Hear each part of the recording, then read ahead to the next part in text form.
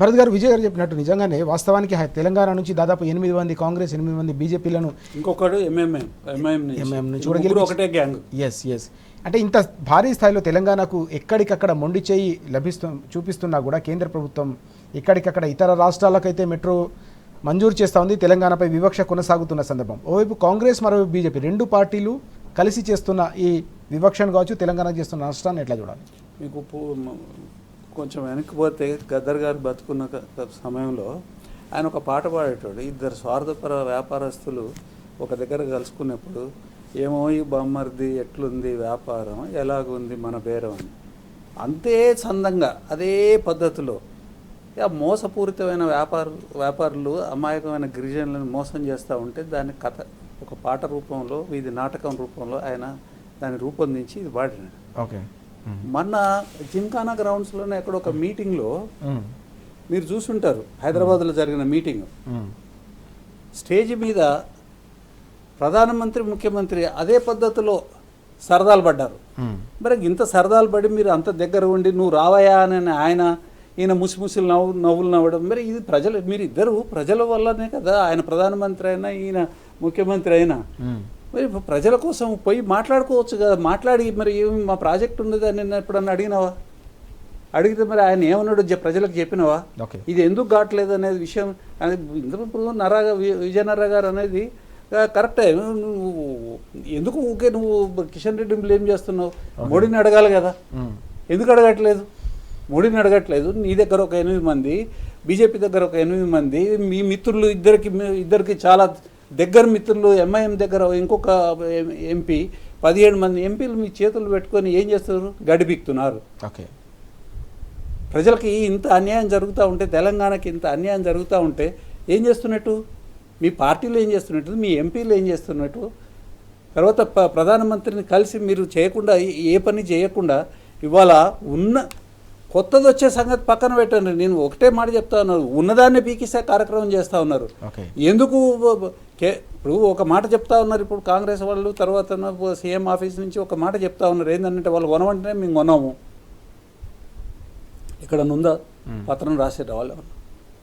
మీరు ఇట్లా ఇప్పుడు ఇవన్నీ ఏంటంటే మీరు కావాలని ప్రజల్ని మోసం చేసేదానికోసం దీన్ని ప్రైవేట్ పదం చేసేసి వ్యక్తులకో లేకపోతే కార్పొరేట్ సంస్థలకో దీన్ని అమ్మే కార్యక్రమం చేస్తూ ఉన్నారు. ఇట్లా ఉంటే ఇప్పుడు ఇవాళ లీజ్ మీద ఉంటే అమ్మలేరు.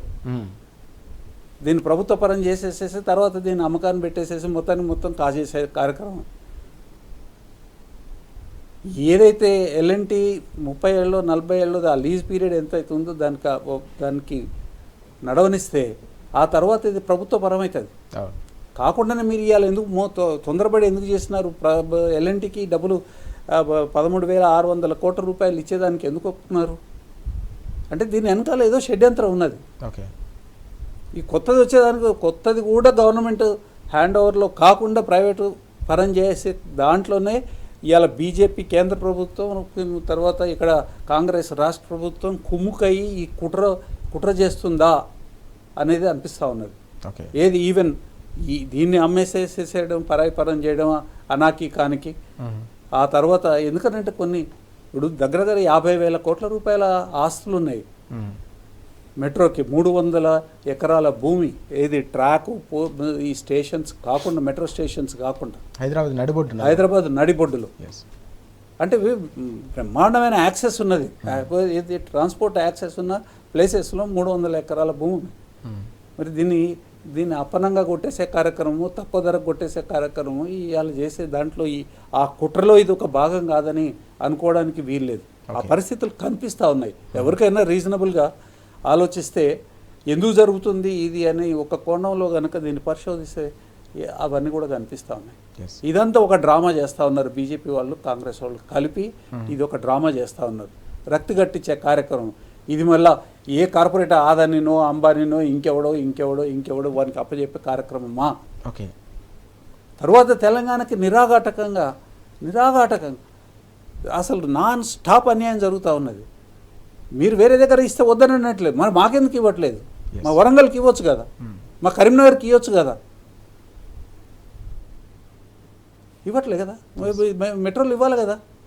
హైదరాబాద్ ఒక్కదానికి మెట్రో, అది కూడా 20 ఏళ్ళు బట్టి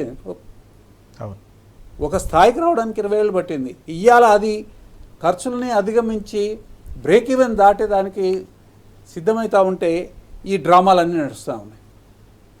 ఏదైనా చూడండి, ప్రతి పని ఇవాళ కాంగ్రెస్ గవర్నమెంట్, తెలంగాణలో ఉన్న కాంగ్రెస్ గవర్నమెంట్ అది విచ్ఛిన్నం చేసే పద్ధతుల్లో, తర్వాత ప్రజలకి ఉపయోగం లేని పద్ధతుల్లో, ప్రజలకి నష్టం జరిగే పద్ధతుల్లో, ప్రజలు సంకటంలో పడే పద్ధతుల్లోనే చేస్తూ ఉన్నది. కానీ మీరు ఏదైనా తీసుకోండి, ఓకే, అది ఆర్టీసీ కానివ్వండి, అది మెట్రో కానివ్వండి, తర్వాత అవి ప్రాజెక్టులు కానివ్వండి, చివరికి కాళేశ్వరం కానివ్వండి,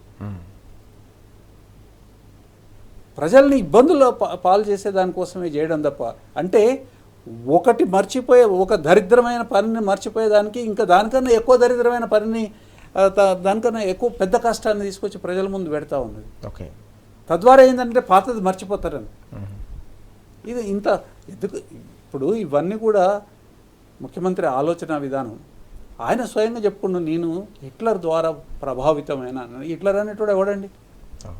వినాశకానికి, విపరీత బుద్ధికి, వినాశకానికి ఒక దర్పం అతను. అద్దంలో చూసుకుంటే వినాశకరము, విపరీత బుద్ధి ఎట్లా ఉంటుంది అని అంటే హిట్లర్ లాగుంటుంది. ఆయన దగ్గర నుంచి స్ఫూర్తి పొందినాను అని చెప్పుకుంటే ఏం చెప్పగలుగుతాం? ఇంతకన్నా గొప్పగా ఏముంటాయి పనులు? ఇంతకన్నా గొప్పగా ఏముంటాయి అంటున్న ప్రభుత్వం ఇంతకన్నా గొప్పగా ఏం చేస్తుంది? ఆలోచించుకోవాల్సిన అవసరం ప్రజలకు ఉన్నది. మంచిగా పనిచేస్తున్న ప్రభుత్వం, అన్ని రకాలుగా అన్ని విషయాలని ప్రజలకు అందుబాటులో తెచ్చిన ప్రభుత్వం, దాని నాయకత్వం పోరాటం చేసి ప్రజల సమస్యలు తెలుసుకొని వాటిని ప్రభుత్వంలోకి వచ్చి వాటికి పరిష్కారాలు తీసుకొని వచ్చి ప్రజల్ని అంటే తెలంగాణ ప్రజలని, తర్వాత తెలంగాణ సమాజాన్ని, తెలంగాణ ఆర్థిక వ్యవస్థని, సామాజిక వ్యవస్థని, రాజకీయ వ్యవస్థని, శాంతి భద్రతలకు సంబంధించి అన్నిటినీ ఒక బ్రహ్మాండమైన స్థానంలో పెడితే మనం దాని విలువ గమనించకపోవడం మూలంగా ఇవాళ ఎన్ని కష్టాలు ఎదుర్కొంటున్నాం అంటే అది రేవంత్ రెడ్డి రూపంలో కానివ్వండి, కాంగ్రెస్ ప్రభుత్వం రూపంలో కానివ్వండి, బీజేపీ అరాచకత్వం కానివ్వండి. ఇవాళ మనకు అర్థమవుతుంది, బీజేపీ అరాచకత్వాన్ని ఈ రాష్ట్ర సరిహద్దుల్లో కూడా రానేయలేదు కేసీఆర్ గారు. ఓకే, మీటర్లు పెడతారంటే వద్దు, అవసరం లేదని చెప్పిండు. 5,000 కోట్లు మీ దగ్గర మీకు ఇవ్వాల్సింది మేము ఇవ్వమంటే నీ దగ్గర పెట్టుకో, మాకు అవసరం లేదని చెప్పిండు. అట్లా ఒక సైనికుల్లాగా ప్రజల యొక్క ప్రయోజనాలను కాపాడిన ప్రభుత్వాన్ని తక్కువ అంచనా వేసి మనం ఏదైతే తప్పుడు మాటలు విన్నామో, లేనిపోయిన వాగ్దానాలు, నర్రాగారు చెప్పినారు, వాగ్దానాలు, అడ్డమైన వాగ్దానాలను చేసిన, సాధ్యం కాని వాగ్దానాలు నమ్మొద్దు కదా. అవుతుందా కాదా? ఇప్పుడు ఆడు లత్కోరగాడు వస్తాడు ఊళ్ళకి, వాడు ఏమేమో మాట్లాడతాడు. ఓ చెరువుని గంగాల ఏది మన వంట పాత్ర కింద చేసి దాని కింద మంట పెట్టి అన్నం వండి ఊరంతా పంచి పెడతా అని చెప్తాడు. అట్లాంటి మాటలు నమ్ముతామా మనం? నమ్మొద్దనే కదా చరిత్ర చెప్పింది, నమ్మొద్దనే మన సంస్కృతి చెప్పింది. అట్లాంటి వాళ్ళని నమ్మినాము. ఇవాళ నడి సముద్రంలో చుక్కాని లేని పద్ధతిలో ఉన్నాం. మనం ఆలోచించుకోవాలి. ఏదైనా ప్రజలు గమనించాల్సిన అవసరం ఉంది, ఆలోచించాల్సిన అవసరం ఉన్నది. దానికి సంబంధించిన కార్యక్రమము సమాజంలో ఉన్న పొలిటికల్ పార్టీస్, తర్వాత ముఖ్యంగా బీఆర్ఎస్ అనేక సందర్భాలలో వీటన్నిటికి వ్యతిరేకంగా పోరాడుతోంది, ప్రజల పక్షాన్ని నిలబడింది. ఇవాళ సమీకృతం అయ్యాల్సిన అవసరం వచ్చింది.